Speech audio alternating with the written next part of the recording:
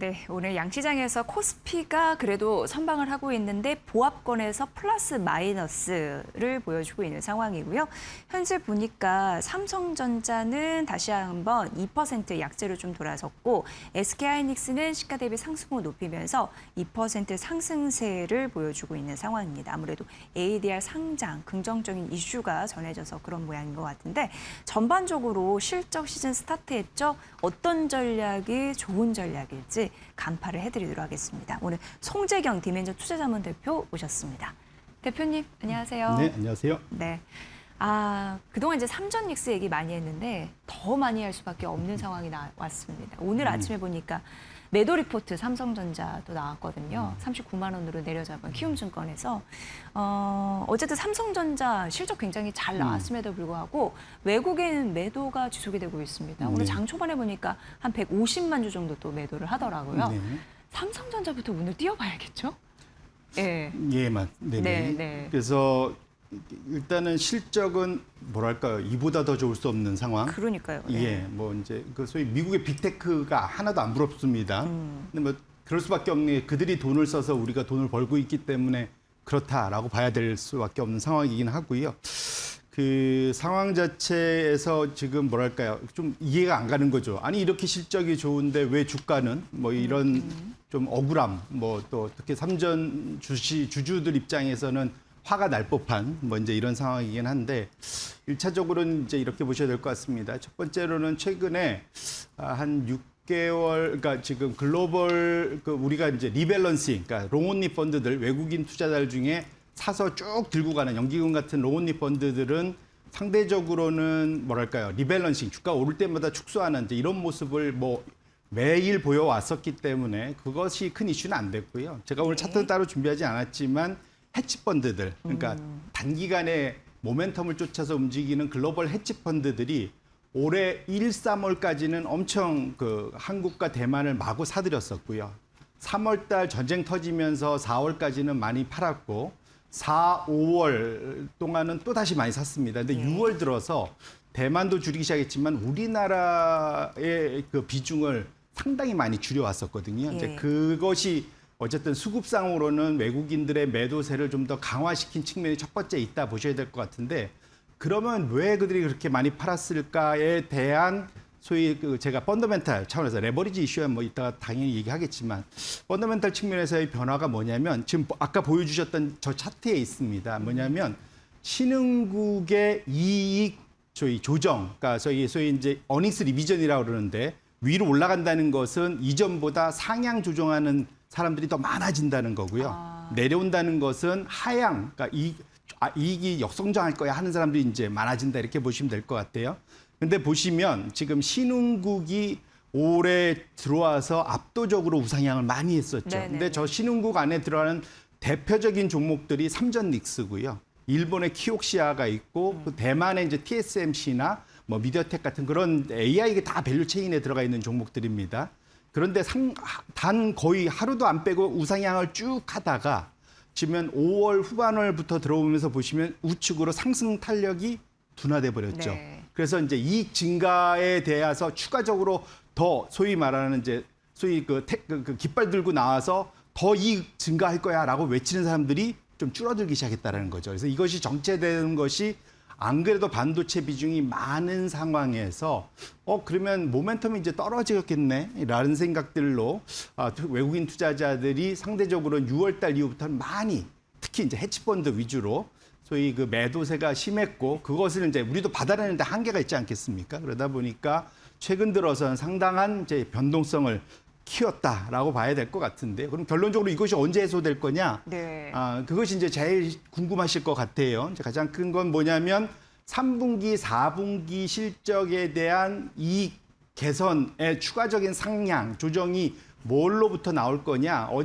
지난주부터 이제 나오기 시작한 것이 UBS를 필두로 하반기, 그러니까 3분기, 4분기에 대한 소위 그 D램, 낸드의 ASP, 그러니까 소위 단가의 상향 조정이 시작됐다라는 겁니다. 그래서 UBS 같은 경우는 기존에 한 18% 되던 것을 한 32%까지 D램, 그다음 그러니까 3분기 이번 분기에 대한 거고요. 다음 분기 4분기에 대해서도 한 11%, 12%를 한 18%까지 상향 조정을 했거든요. 이제 이것이 언제 본격적으로 이익 조정으로 나타날 거냐? 실적 시즌입니다. 결국은 실적 발표할 때 지금 이번엔 잠정치였고 지금 컨퍼런스 콜 통해서 향후 전망치 듣고 뭐 이러면서 애널리스트들이 보고서 낼 때 그때 보통 많이 상향 조정들을 하거든요. 그래서 당분간은 이러한 그 소위 변동성 구간을 거칠 수밖에 없긴 하겠지만 실적 시즌을 지나면서 다시 아까 봤던 정체돼 있는 이익 조정 비율이 다시 우상향할 수 있는 여지는 충분히 있고 아마도 그때부터는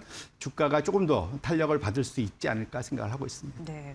시장이 이제 의심하기 시작했다라는 표현을 할 수밖에 없는데 그 의심이 거치는 안개가 거치는 구간이 딱 어떤 포인트가 나와줬으면 좋겠는데 그걸 좀 기다려야 되는 시간, 맞습니다. 인내의 시간이 필요하지 않나 이런 생각을 해보게 됩니다. 그리고 빅테크의 현금 흐름은 나빠지는 것 같아요. 앞서서 이제 매도 리포트 이렇게 보니까 뭐 PC나 스마트폰 제조 기업들이 이제 판가 인상을 하면서 전반적으로 어려워지고 있다. 이런 신호가 포착되고 있다라는 걸 제가 봤는데 그렇다면은 공급 업체만 계속 좋을 수 있을까에 대한 의문을 품는 것 같아요. 맞습니다. 대표님은 어떻게 보세요? 일차적으로 맞는 말이고요. PC 같은 거의 이제 가전이라고 하죠. 보통 가전에 가까운 품목들은 상당한 고생을 하고 있습니다. 그래서 애플이 그 소위 그 스마트폰 기기 가격 인상하면서부터 출렁이기 시작했죠, 사실. 그 다음에 이제 엑스박스, 마이크로소프트의 엑스박스 가격 인상 뭐 이런 것들이 영향을 미쳤고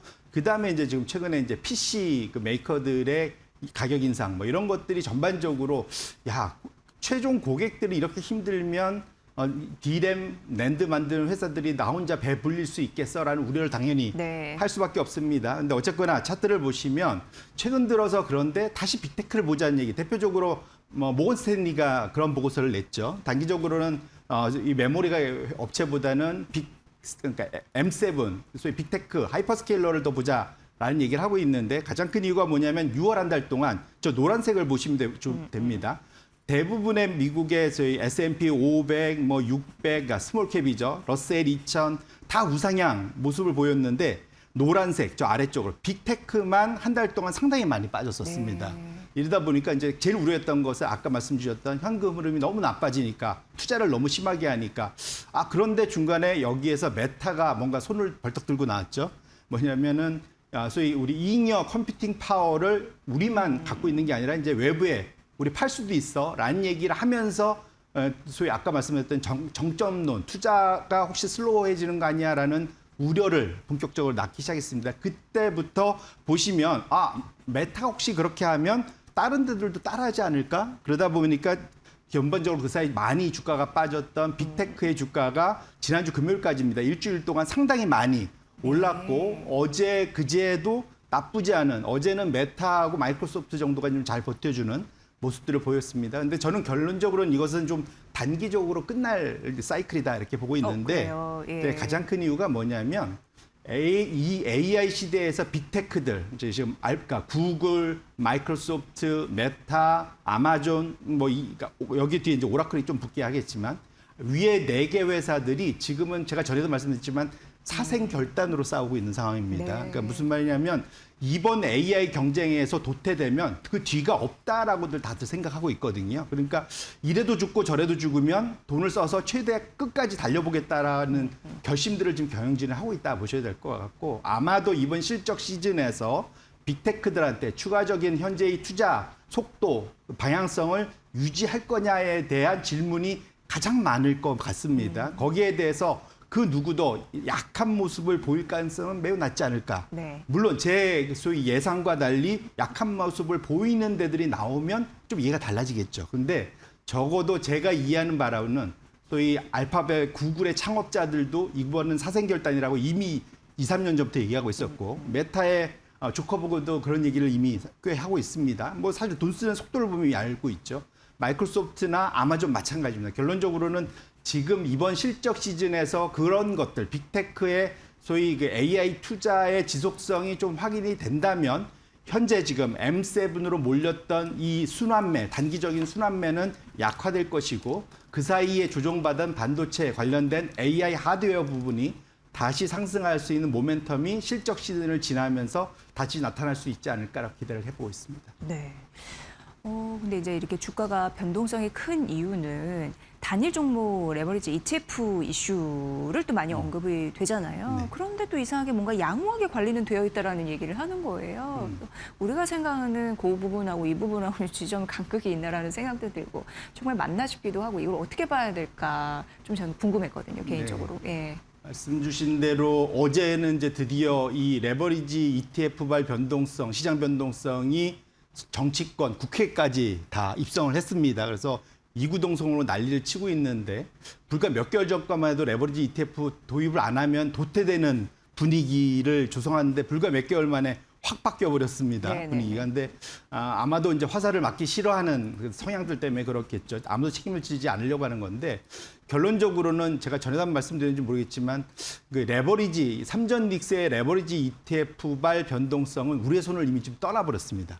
무슨 말이냐면 국내에 상장돼 있는 레버리지 삼전 릭스의 ETF 규모보다 홍콩에 상장돼 있는 규모가 훨씬 크거든요. 이제 그 예를 한 예로 우리 지금 SK 하이닉스의 국내에 상장돼 있는 규모는 한 7조 원 전후인데 예. AUM이 홍콩은 20조 원이나 되거든요. 그러니까 그걸 합치면 지금 저기 보시면 29조 원 뭐 이렇게 되잖아요. 지금 제가 한번 설명드리겠습니다. 네. 붉은색 막대 그래프는 레버리지, 그러니까 단일 종목 레버리지의 운용 자산 규모입니다. 이건 국내, 해외에 상장돼 있는 모든 ETF를 다 합친 거다 보시면 좋을 것 네네네네. 같고요.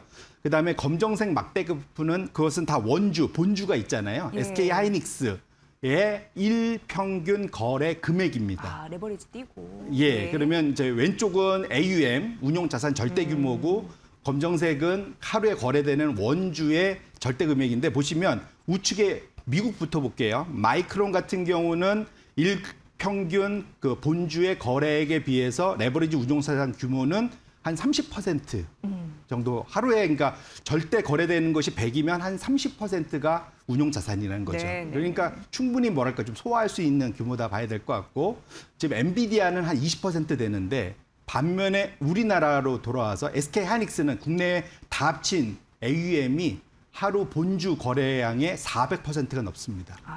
그다음에 삼성전자는 300%가 넘고요. 절대적. 예. 예. 그러니까 이거는 웩도독이라고 하죠. 예. 꼬리가 몸통 흔드는 결국 레버리지 ETF는 수급에 의해서 그 하루에 거래되는 속도도 있지만 더 많이 사고 더 많이 파는 것에 따라서 기계적으로 원주를 더 많이 사고 더 많이 팔아야 되잖아요. 그렇죠. 그런 것이 움직이면서 원주보다도 이제 이게 규모가 하루에 더 커지니까 정말 웩도독이네요. 예, 상당히 많은, 그러니까 결국은 본주의 움직임에 의해서 레버리지가 쫓아가는 게 아니라 레버리지의 당일 수급. 근데 지금 우리 삼전 릭스의 레버리지는 하루에 그 턴오버가 200%가 넘는다는 거지 않습니까?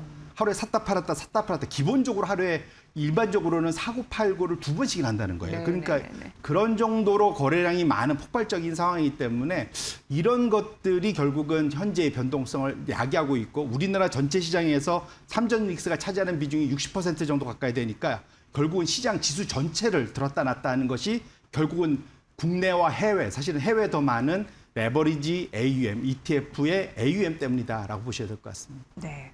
그러니까 극심한 변동성을 보이는 어쨌든 증시의 구조인 건데 지금 차익 실현 그러니까 많이 올랐잖아요. 맞습니다. 그러니까 당연히 이제 차익 실현하려는 니즈 있을 것 같고 그리고 이제 리밸런싱 자연스러워 하게 될 텐데 근데 그 영향은 언제까지 사실 우리를 괴롭힐까 이런 생각 듭니다. 일차적으로는 그 펀더멘탈 측면에서 놓고 보면 아까 말씀드린 대로 이제 제일 짧게는 뭐 당장 뭐 SK 하이닉스의 ADS죠. 그러니까 소위 상장이 성공적으로 진행되는 것이 일차적으로 뭐 트리거가 될 수 있을 거고 좀 지나면은 결국 제가 말씀드린 실적 시즌에서의 그러한 흐름이 좋을 것 같습니다. 근데 뭐니 해도 웩도덕이 해소되려면 AUM 자체, 아까 레버리지가 해소가 좀 돼야 돼. 줄어들어야 된다는 겁니다. 그래서 그것이 그러니까 원래 지금 이런 변동성의 가장 큰 원인은 레버리지거든요. 그래서 일단 그것이 좀 해소가 돼줘야 된다라고 말씀을 드리고 싶고 그렇기 전까지는 변동성이 여전히 좀 심한 장세가 지속될 수밖에 없지 않을까 싶고요. 근데 이것이 우리만의 이슈 아니라 미국도 똑같습니다. 네. 그러니까 이것이 우리의 뭔가 문제가 있다 이렇게 보기보다는 우리나라 삼전 닉스도 너무 잘 나가니까 그것에 말 맞춰서 파생 상품이 이제 너무 많이 만들어진 거다 봐야 될 것 같고 미국도 마찬가지입니다. 미국은 아까 레버리지 ETF 규모는 작지만 옵션 거래를 또 엄청 많이 해요. 그래서 5년 전 대비해서 반도체 관련된 ETF는 관련된 옵션은 5배, 6배가 넘게 늘어났습니다. 그래서 지금 차트가 이게 붉은색이 우리나라의 코스피 200 변동성 지수고 파란색 선이 미국의 S&P 500의 빅스가 아니고 개별 종목들의 옵션 변동성이 있을 거지 않습니까? 네. 그걸 각자 거를 다 합산해 갖고 보여주는 겁니다. 그러니까 지수는 그렇게까지 지금 공포 지수가 그러니까 변동성이 크지 않은데 반도체 중심의 변동성이 엄청 높아졌거든요. 제가 지난주도 마이크론의 변동성 너무 높다 뭐 이런 얘기 말씀드렸었는데 그것들이 고스란히 녹아서 결국은 한국은 60%가 반도체니까 그냥 지수가 똑같이 움직이고 있고 지수의 변동성이 그다음에 미국은 반도체 중심의 개별 종목 옵션 변동성 지수를 파란색으로 그려놓고 보면 똑같이 움직이죠. 예. 그리고 엄청 높아 있습니다. 그래서 미국도 사실은 레버리지가 여전히 문제다. 결론적으로는 아까 말씀드린 대로 지금 반도체와 관련돼서 너무 이제 과열 징후가 있기 때문에 이 레버리지가 조금 해소가 돼야만 주가의 그런 움직임도 조금은 좀 편안하게 움직일 수 있지 않을까. 그래서 어쨌거나 지금은 하반기에 지금 레버리지가 해소되기 전까지는 변동성은 상수다라고 보고 투자 임하실 필요가 있겠다 이렇게 말씀드립니다. 네. 그리고 한 가지 이제 한국은행의 기준금리 인상 전망이 있던데 우리는 또 여기에 또 민감하게 대응해야 될지 이거에 따라서 움직일 수 있는 관련 업종 전략은 무엇이 있을지 이것도 무시하면 안 되는 거죠. 그럼요. 예, 그래서 예. 제가 삼전딕스 목숨 걸고 뭐 투자하는 거 좋지만 제가 리밸런싱 우리 외국인들 이렇게 좋다고 하는데 우리도 좀 하자. 그리고 너무 거기에 쏠려서 투자하지 말자 얘기를 제가 상당히 오랫동안 드려왔던 것 같아요. 네. 그런데 확실히 미국도 그렇고 우리도 그렇고 이제 순환매 다른 업종으로의 순환매 장세가 확실히 좀 펼쳐지고 있습니다. 우리가 좀 약해 보여서 그렇지 사실 은근슬쩍 보면 다 올라가는 업종들이 있잖아요. 그래서 다행스러운 것은 여기서 우리가 경기가 안 좋으면 걱정인데 경기가 뭐 K자라서 안 좋은 데는 안 좋겠지만 전체로 놓고 보면 상당히 좋은 모습을 보이고 있고 우리나라 GDP 성장률이 올해 지금 원래 한 2.6 보고 있었는데 세게 보는 데는 4% 이상도 보고 있습니다. 그래서 역대급으로 지금 성장을 하고 있는 상황이기 때문에 그의 소위 수혜를 받을 수 있는 업종 경기 순환형, 경기 민감 업종에 관심을 가지셔야 될 것 같고요. 그와 관련해서는 결국은 금융, 경기 소비재, 산업재, 소재 등이 상당히 각광을 받을 것 같다. 조금 더 구체적으로 들어가 보면 사실은 유통, 화장품, 필수 소비재 일부, 식료품들, 그다음에 호텔 레저, 뭐 그다음에 또 어제는 또 움직였었던 것이 또 그 소위 뭐 게임도 있었고 또 그 소위 뭐였죠? 그러니까 상대적으로는 그러니까 사람들이 돈 쓰는데 그 사이에 인색했다가 돈을 쓸 수 있는 분야 쪽으로의 변화가 상당히 좋아지고 있다라는 것을 좀 명심할 필요가 있을 것 같고요. 제가 이런 말씀을 좀 드리고 싶어요. 그래서 반도체에만 기회를 좀 너무 많이 줬었는데 이제는 거기서 일부 차익 실현들이 해서 나머지 지금 여전히 성적은 좋은데 실적은 좋은데 화장품도 있었네요. 근데 실적은 좋은데 주가가 그 사이에 반도체 쏠림 때문에 소외되었었던 분야에 일정 부분 기회를 좀 줘보자. 그러면 예. 포트폴리오도 훨씬 더 안정적으로 움직일 수 있고 하반기의 변동성을 헤쳐나갈 수 있는 큰 힘이 될 수 있지 않을까 이렇게 생각을 하고 있습니다. 네. 가뜩이나 신경 쓸 게 많았는데 더 뭔가 예민하게 봐야 될 그런 시장인데 우린 늘 그랬잖아요. 네. 건 바이 건으로 이렇게 정리를 해드릴 테니까 여러분의 전략에 꼭 참고하셔서 리스크 해지하는 전략으로 승률을 높이시길 바라겠습니다. 그 수밖에 없잖아요. 맞습니다. 네. 자, 송재경 디멘전 투자자문 대표의 분석으로 잘 들었습니다. 오늘도 의미 있었습니다. 고맙습니다. 네. 네.